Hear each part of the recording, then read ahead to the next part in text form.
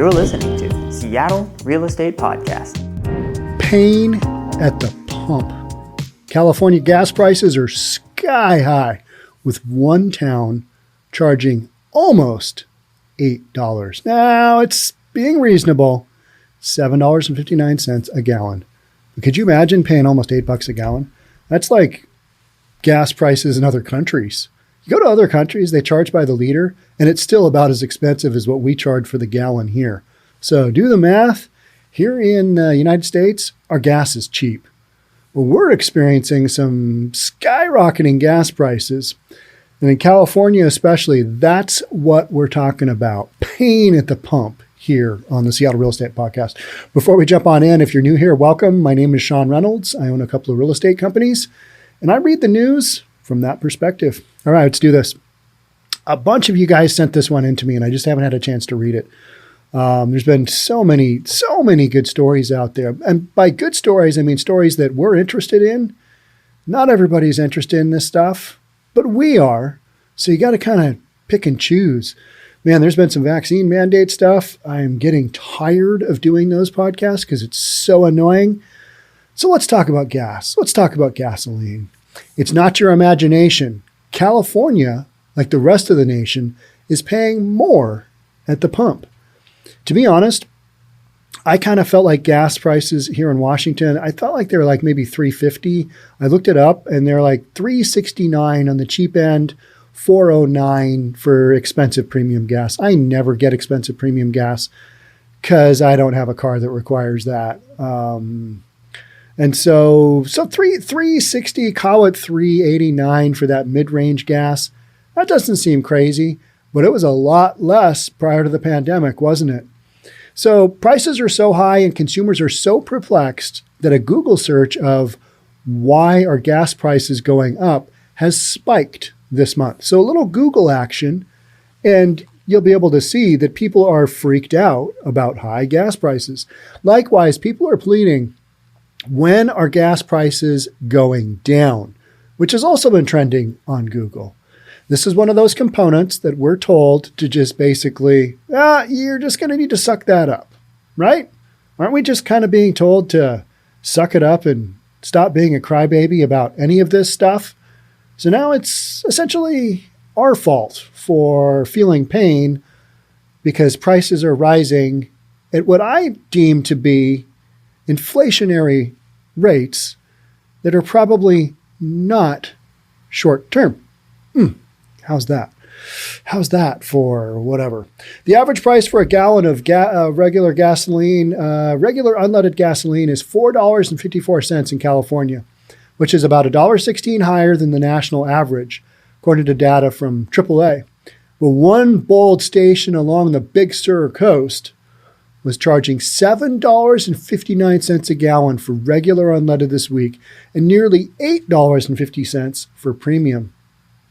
The Gorda by the Sea Mini Mart, Gorda, isn't that the fat one in Spanish?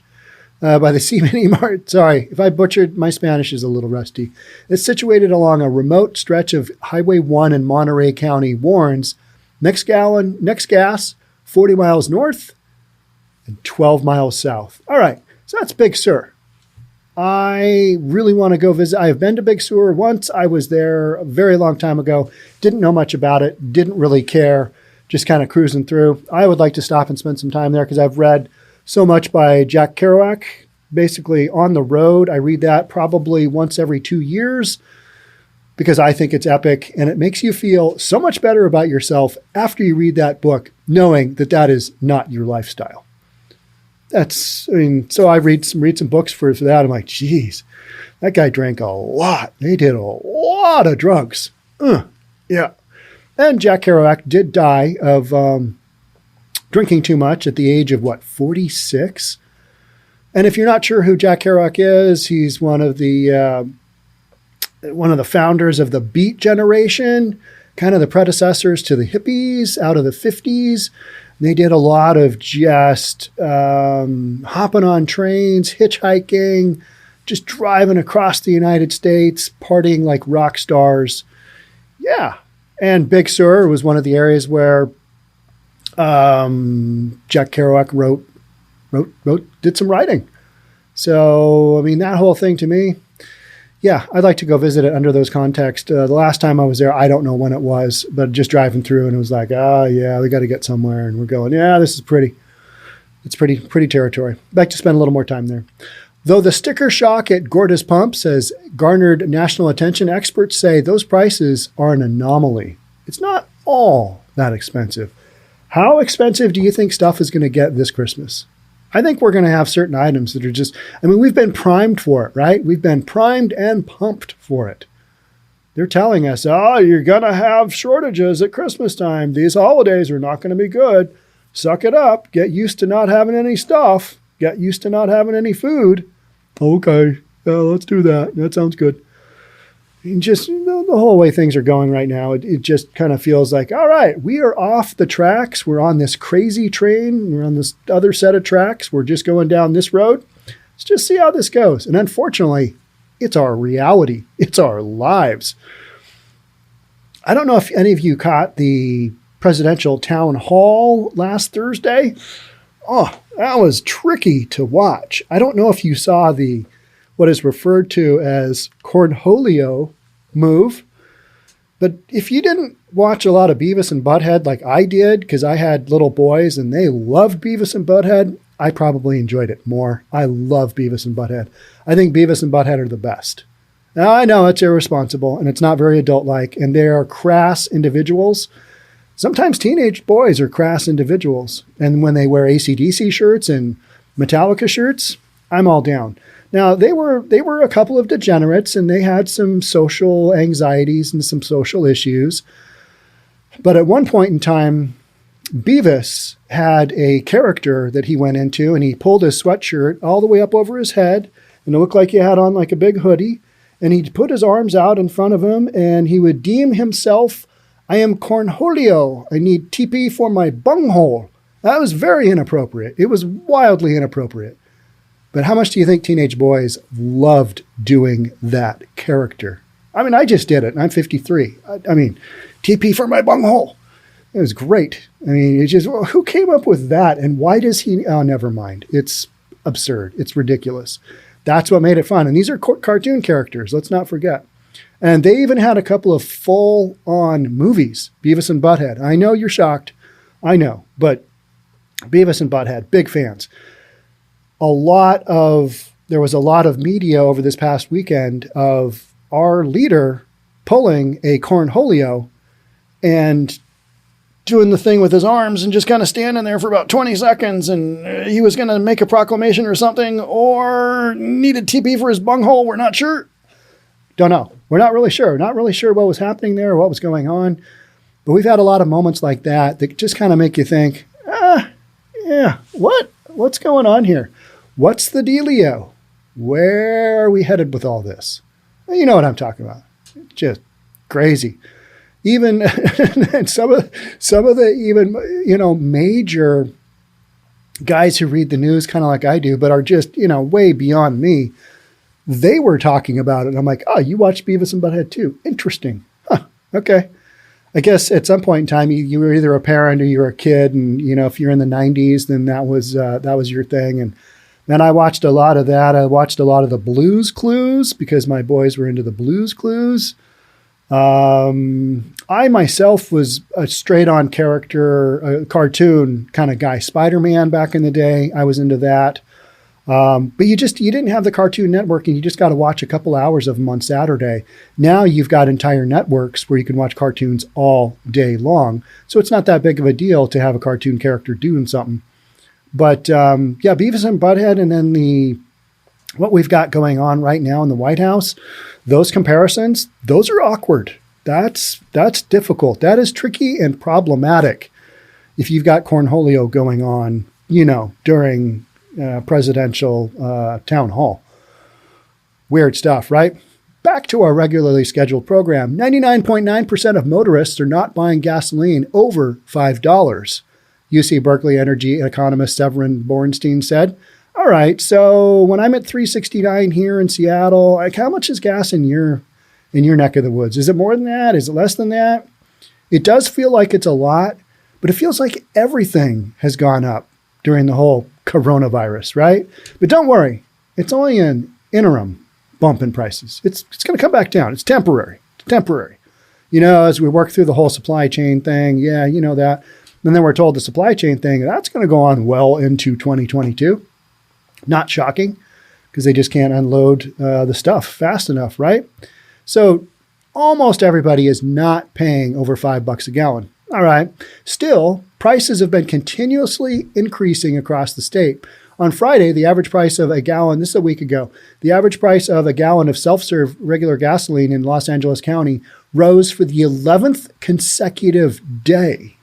That's interesting. That's a big bump over 11 days. That's the largest week-to-week increase since March. And prices in Southern California are the highest they've been in the last decade. In Los Angeles and Orange counties, motorists are paying roughly $19 more to fill up a standard 14-gallon tank than they did a year ago. And some of you have sent me what you're paying at the tank, paying at the gas station, and I'm like, crap, that's a lot. That's way more than I'm paying. Good thing I don't live there. And you guys will send me like, wish you were here. All right, yeah, but since you're paying for gas there, pretty glad I'm not there. I'm dealing with another set of ridiculous circumstances here in Seattle and Washington, and has to do with COVID and mandates. And if you don't get the jab, your life is essentially over. But that's a whole nother story. Paying more for gas, yeah, it's not good. I mean, typically we start to see prices go down after Labor Day because people have wrapped up their summer road trips, AAA spokesman Doug Shoup said. But this year is different. Whenever I think of gas prices, I always go to that deep, dark spot, which is the oil embargo from 1973. And why is this a deep, dark spot? Because I had to wait in the car with my parents to fill up their damn car. And a lot of times there was I thought it was a 10 or a 5-gallon maximum, but I just looked it up on the interweb, and there were photos. Maybe it wasn't here in Washington where I was as a kid in 1973. In other areas of the country, it was a maximum of 10 gallons. And so 1973, for those of you who weren't alive, don't care, or just never have been through this one, we had an oil embargo and there was a gas crisis, and you couldn't really get gas a lot of the times. And when you could get it, it was rationed and it became very expensive. So those are always my thoughts is, this isn't as bad as when you had to wait in line at the gas station. And there was maybe like 10 cars for 4 or 5 different pumps. You didn't have all these massive pumps like you do now. You'd have 2 on one side and 2 on the other. And you just waited in line, and the line would be wrapped around the block, like 10 cars, but they were big cars back then. A lot of cars out of the 60s, they were just boats. They were enormous. They were huge. They were so much fun to drive, like driving a living room. You just get in there and they've got these massive V8 engines, and you just go and you're floating down the road. And, times have changed, right? Now you got these small little plastic cars that don't have big V8s, and they are on electric, whatever.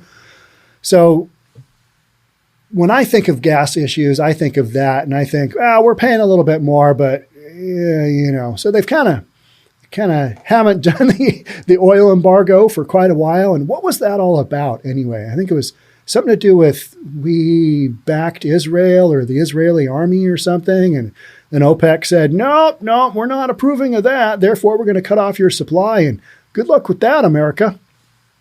Yeah. So I got to wait in the backseat of the car with my parents. And I do remember that. And I remember it being very annoying. Like, when are we ever going to get to pull up and get our gas? And then if things really went sideways on you, the pump would run out of gas, right? Because they had a finite amount, right? And so they'd run out of gas and you'd have to turn around and go home. Never happened to us, but that was always the fear. That was the underlying fear. You might not get out of here after your half an hour wait or whatever. You might not get out of here with any gasoline. And then you've just spent the last whatever of your life sitting in the back seat asking your parents incessantly, when are we going to get our turn at the pump? You know damn well all those cars in front of you have to go, but you're so bored in the back seat. Wearing a seatbelt, of all things. Seatbelts got introduced at some point in time there. You had to wear a seatbelt. Ugh, annoying. The 70s. A jump in crude oil costs, which account for slightly more than half of the pump price, that has contributed to soaring gasoline prices. Yeah, then we had TP for my bunghole asking OPEC to increase production, and they basically said, no, we're not doing that. Okay, so here we are. For much of 2020, a year marred by the COVID-19 pandemic, stay-at-home orders and restricted travel, crude prices tanked. Last October, a barrel of crude cost just under $35, according to the Energy Information Administration. A year later, crude oil futures are closer to $85. That's an increase of more than 140%. No wonder our gasoline has gone up, right?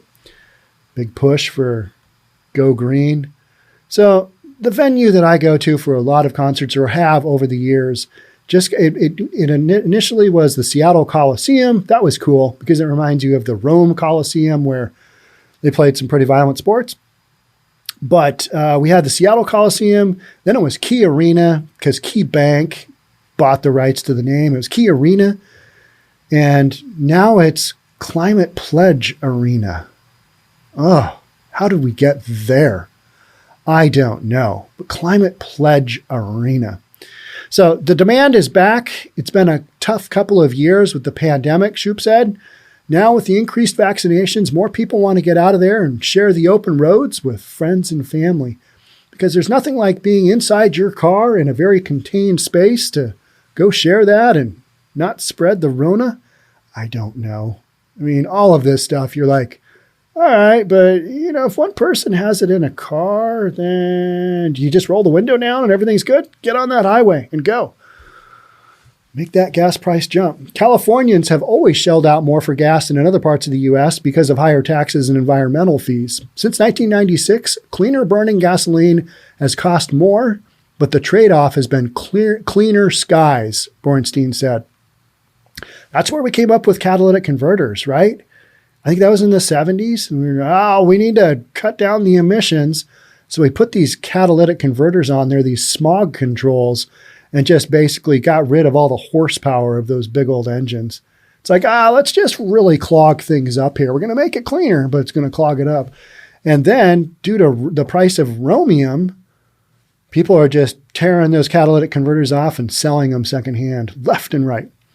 Not a good thing. That is really an epidemic. It's a weird, crazy thing, right? Had one of my new guy, my new video guy, I can't remember where he was. I think he was back home in New York somewhere, and said he got in his car and started it up, and it was a Prius, and sounded like a big V8. And it wasn't. It was a Prius. And he's like, what happened to my car? Said he made the call, called a mechanic friend, and they said, yeah, you had your catalytic converter cut off. You can still drive your car. It's just going to be a little loud. Check underneath there and see what's there. So not the end of the world to have your cat cut off, but pretty expensive, especially considering it can be very expensive. It could be like $4,000 on some rigs that just have all that complex stuff going on and expensive catalytic converters, right? 40 years ago, you couldn't see the mountains in Los Angeles, he said. Now you can because you've got all these restrictions, right? There's also a mysterious gasoline surcharge that Bornstein says appeared in 2015 that is unclear to the average consumer and even experts like himself. The high prices have been so disconcerting that Governor Gavin Newsom asked the California Energy Commission for an analysis in 2019, suggesting inappropriate industry practices were driving up per gallon costs rather than the state surcharges. Man, when you know that Newsom's getting in there and he's going, something's fishy here. Something's really got to be off, right? Experts say there should be some relief in the coming weeks when service stations in California switch over to their winter blends. That's good to know, which are cheaper to produce. By November, prices could drop about 12 cents. That's not enough. I mean, if you're worried about gas prices, 12 cents, you need to drop those bad boys by $1. That's not happening either, right? But Shoup said higher butane and crude oil costs will probably make the decrease less significant than in previous years. Plus, we're just in a time period where everything is going through the roof. And unfortunately, we are just going to have to deal. But it doesn't have to be told, you're going to have to deal. Griping about gas prices is understandable and universal. But Bornstein said that he has another way of looking at the numbers. In some ways, what we're seeing reflects some of the good news. The economy is coming back. All right. That does make sense. People are out driving around, trying to get stuff from here to there, trying to drive the family inside the car, whole family exposed to the coronavirus because it's everywhere. You know that, right? It's just, it's out there everywhere. Ugh. So the economy is coming back. That is definitely looking at things as the glass is half full, not half empty. Yeah, the economy is coming back. That's why gas prices are so high. There's greater demand for it. Now, and we did have our supply cut down just a smidge. So the bottom line here is don't expect gas prices to significantly drop, even though we're in winter when technically less people are driving, less people taking those summer vacations.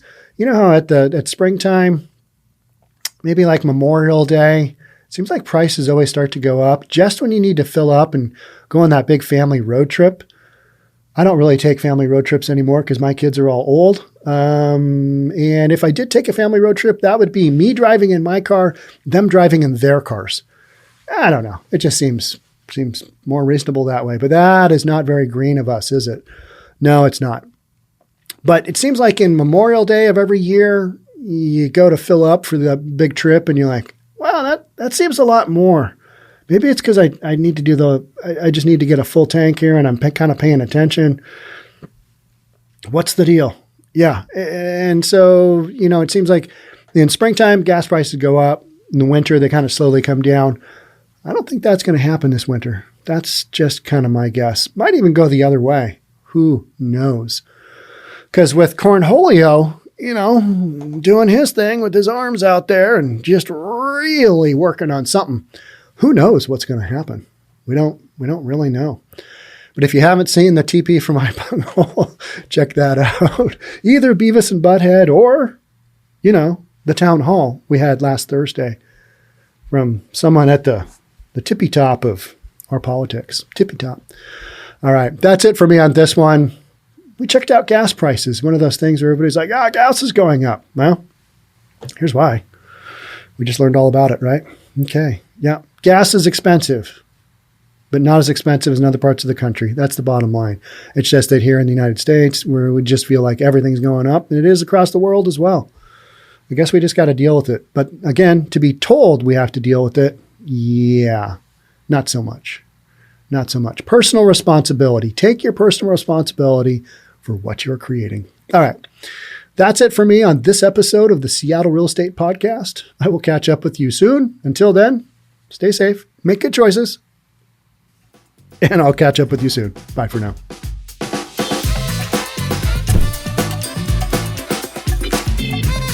Don't forget to subscribe to our channel and hit the notification bell so you'll know when our next video is out.